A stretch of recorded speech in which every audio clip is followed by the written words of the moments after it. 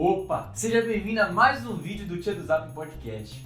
Esse vídeo aqui é um vídeo diferente, não é um podcast em si, não é o Tia do Zap em si. A gente fez, na verdade, uma entrevista com o Manuel Guedes. Mas, antes, quem é o Manuel Guedes? Manuel Guedes é um cientista político e dá aula dessa matéria na ESPM, em São Paulo. Ele é graduado em Relações Internacionais com ênfase em Marketing pela ESPM, especializado em Negociações Econômicas pelo programa Santiago Dantas, da Unesp, e mestre acadêmico em Administração com concentração em Gestão Internacional. Mas, por que ele está aqui? Sobre o que ele vai falar? Seguinte, para você que ainda não está ligado, nas últimas 2 semanas o Congresso discutiu inúmeras mudanças eleitorais para as eleições no ano que vem. E assim, como foi uma porrada de coisas, a gente trouxe um especialista na área para detalhar para você o que rolou e quais são essas mudanças que estavam sendo discutidas. Então, bora aí, solta a sonora do Manuel Guedes. Atualmente o Congresso tem discutido algumas questões que foram deixadas pelo Senado antes do recesso.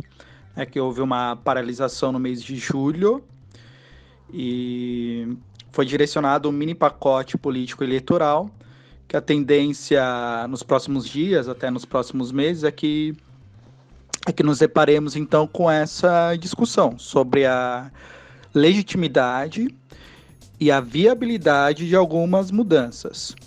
Então, a começar por uma revogação da legislação eleitoral, em que atualmente podem ser divulgadas as pesquisas até o dia da eleição, por exemplo. O que se discutirá daqui por diante é se tais pesquisas, se os resultados podem ser divulgados até o momento do voto. E o que se pretende alterar é que tais pesquisas sejam divulgadas até a antevéspera, que haja um intervalo entre a divulgação da pesquisa e o dia da eleição, que é muito para que pessoas indecisas ou para que pessoas não alterem um voto com base naqueles que estejam liderando as pesquisas. Então, há essa discussão. Devemos aqui verificar possíveis beneficiados com essa mudança, porque se vislumbra muito avaliar a influência das pesquisas no momento do voto. Existe uma outra questão voltada à noção de cotas de gênero e raça. Por exemplo, atualmente os partidos precisam distribuir as verbas públicas proporcionalmente a candidatos homens e mulheres, negros e brancos, vislumbrando então essa equidade. O que se pretende alterar? Qual que é a proposta que estaria por vir? Que os partidos fossem anistiados pelo não cumprimento dessas cotas. Então, se não houve essa responsabilidade, ou se não houve esse real cumprimento, há uma expectativa de perdoar. Tudo bem, se não foi possível contemplar esse equilíbrio até o momento, perdoa-se, desconsidera-se, para que nas próximas iniciativas, possa haver esse cumprimento então. O que é um problema, é uma noção grave, porque acaba flexibilizando. Se há um real compromisso e os partidos não têm se esforçado para cumprir tais compromissos firmados, nós nos deparamos com um grande problema.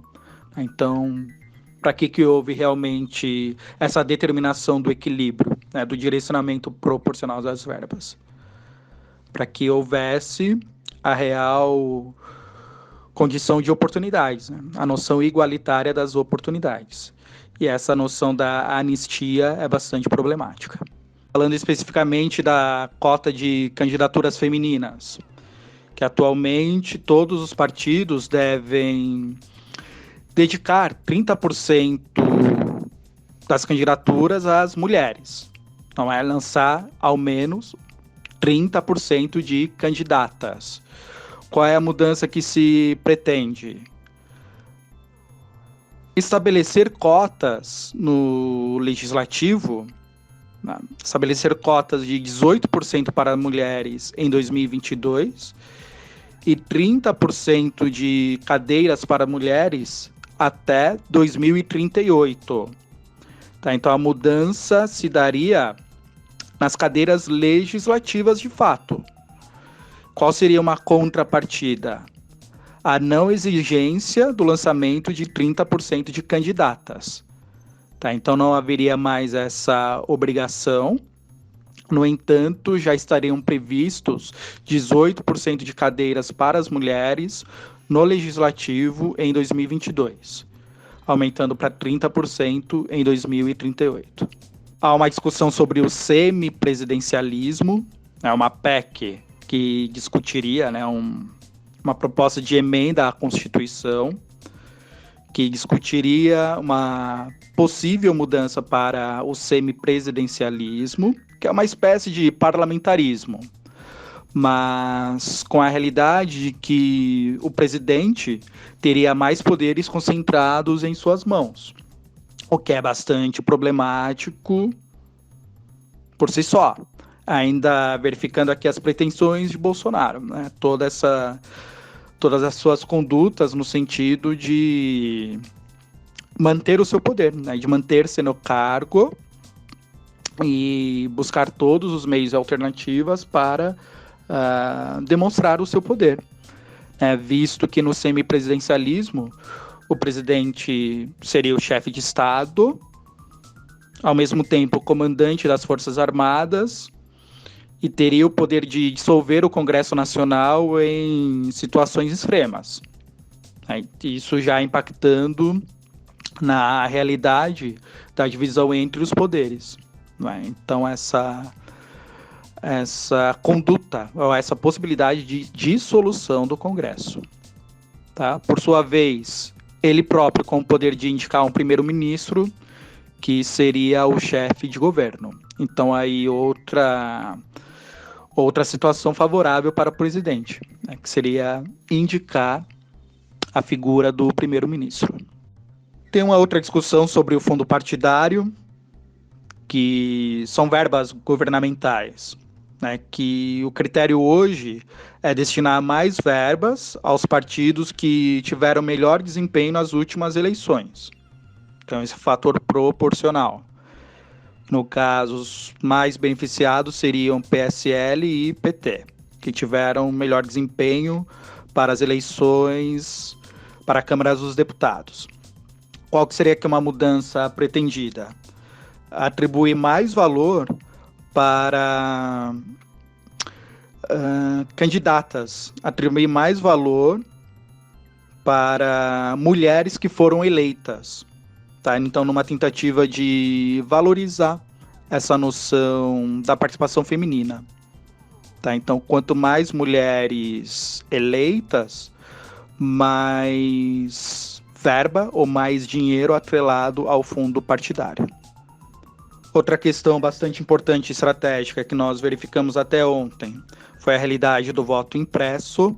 Então, a PEC não foi adiante, como todos puderam acompanhar. Na medida em que para uma PEC ser aprovada, é necessária a aprovação de 60% dos deputados, ou 3/5. Não é? Esses 3/5 representam 308 deputados. Então, o governo não atingiu esse número na sua perspectiva de estabelecer o voto impresso, muito por conta da desconfiança nas urnas eletrônicas, e mesmo que houvesse esses 308 votos, ainda dependeria de um trâmite perante o Senado. Tá? Seria necessário que 3/5 dos senadores também estivessem de acordo. Sim, e mesmo prometendo respeitar o resultado, hoje mesmo já vimos Bolsonaro atacando o sistema eleitoral. Então, a despeito dessa promessa feita perante o presidente do Congresso, Arthur Lira, Sabemos aqui que o que Bolsonaro fala não se escreve, e hoje mesmo, então, um dia após o resultado, ele já voltou a atacar o funcionamento do sistema. Por fim, dentre todas essas pautas, eu considero que a discussão mais importante seja a PEC relacionada à mudança no sistema eleitoral, ou chamado distritão, que atualmente, para a eleição de deputados e vereadores, deputados federais e estaduais, bem como a eleição de vereadores, vigora o sistema proporcional, em que os eleitos são definidos por meio de um cálculo, por meio de um coeficiente, que leva em conta, então, os votos na legenda, divide-se o voto da legenda pelo número de cadeiras e se distribui as vagas. Então, é bastante aberta essa possibilidade, porque não sabemos de antemão quantas cadeiras cada partido irá ocupar. Dependerá muito, então, desse coeficiente que só é descoberto após o desfecho das eleições. Não é? Então, há muitos prós e contras nesse sentido, mas, apesar de algumas problemáticas do sistema proporcional, o chamado distritão é ainda mais indesejável. Por quê? Então, vamos aqui tentar refletir. O distritão levaria em conta os mais bem votados. Então, se existem 70 vagas para São Paulo no Congresso, assumiriam as 70 vagas exatamente aqueles mais bem votados, que no primeiro momento parece ser o mais viável, parece ser aqui o mais justo, entre aspas. No entanto, vamos aqui verificar os contras dessa medida. Antes de falar dos contras, vamos aqui refletir sobre o que os candidatos a favor desse sistema, o que eles pensam a respeito, quais seriam aqui benefícios que essa mudança traria. Sim? Então, há uma alegação de que o eleitor compreenderia com mais facilidade as regras do jogo eleitoral, não é? Então, os mais votados ocupariam as vagas. Isso proporcionaria menor abstenção na participação política e teria aqui um efeito na diminuição do número de candidaturas, pois somente se candidatariam os políticos que consideram que teriam chance de vencer. Aqueles que consideram que as chances são mínimas, talvez esse sistema então já não encorajaria. Por outro lado, quais são os contras desse chamado distritão? Então, em primeiro lugar, é um sistema que favorece os nomes mais conhecidos, os nomes mais tradicionais, aqueles indivíduos ou candidatos que possuem mais dinheiro e mais estrutura para poder, então, organizar a sua campanha. Então, já começa com uma distinção nesse sentido. O benefício para os mais conhecidos e os mais ricos. Por outro lado, então, beneficia também os políticos tradicionais, aqueles que já estejam no cargo há bastante tempo e com certa projeção em seus locais de origem, com projeção nos seus municípios ou nos seus estados. E se trata de um sistema bastante personalista, ou seja, favorece o indivíduo em detrimento dos partidos, em detrimento das ideologias. Se bem que essa noção de ideologia partidária é um assunto à parte também. Se de fato podemos considerar que os partidos atualmente têm se pautado em ideologias. Mas, independente disso, haverá muito menos ênfase a ideias e programas, e haverá então essa perda de consistência partidária. Muito então por haver esse enfoque mais no indivíduo em si, o indivíduo maior do que o seu próprio partido político. E o fato de beneficiar esses políticos ou essas figuras tradicionais e mais conhecidas, isso acaba proporcionando menos margem para as minorias. A vantagem do sistema proporcional é justamente contemplar essa diversidade. Então, diferentes minorias podem vislumbrar a ocupação de cadeiras no Congresso, ao passo que o distritão restringe muito essa possibilidade. Muito no sentido, como falamos, de contemplar os tradicionais e não abrir margem, não dar muita possibilidade para que pautas minoritárias fossem consideradas no âmbito político. Então, o distritão, para muitos analistas políticos, para cientistas políticos, é uma representação de pior qualidade.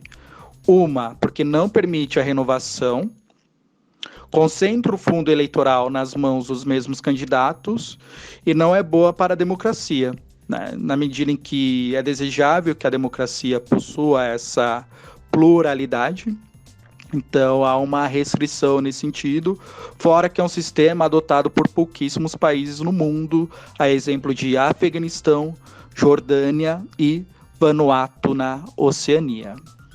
Tá? Então, a despeito de toda essa análise, é uma situação que pode vir à tona nos próximos dias. Tá? Os candidatos possuem até outubro se quiserem promover alguma mudança. A toda e qualquer mudança no sistema eleitoral deve ocorrer até um ano antes das próximas eleições. Uma outra realidade importante nessa discussão sobre o distritão é a noção da validade dos votos, pois no sistema proporcional, que é o válido atualmente, a diversidade de votos dos eleitores são importantes. O voto de cada eleitor é importante, porque contribui na contabilização do coeficiente que direcionará o número de vagas para cada partido.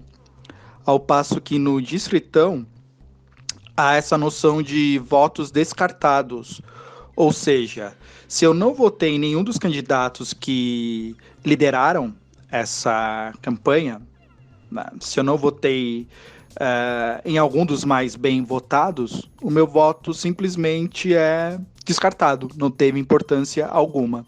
Então há mais essa realidade para ser considerada, tá? Como um argumento contrário à incorporação do distritão.